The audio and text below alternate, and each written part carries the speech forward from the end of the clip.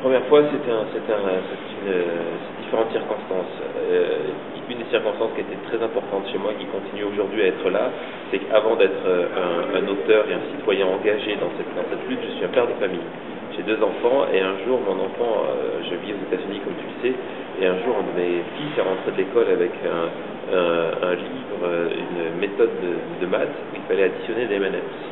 Je me suis dit, mais qu'est-ce qui se passe au niveau de l'enseignement de mes enfants quand on leur introduit de la publicité pour de la nourriture saturée en gras et en sucre pour se lancer dans ça. Donc ça a été un des points importants. Je suis allé à la cantine de l'école et j'ai vu ce que mangeaient les enfants. Il y a un problème à ce niveau-là.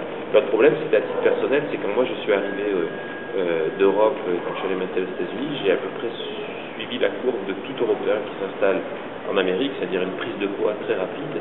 Et malgré le fait que tu vas à la gym très fréquemment, tu penses faire attention à ce que tu manges, tu ne fréquentes pas les lieux de perdition que sont les McDonald's, les Burger King et compagnie, tu continues à prendre du poids.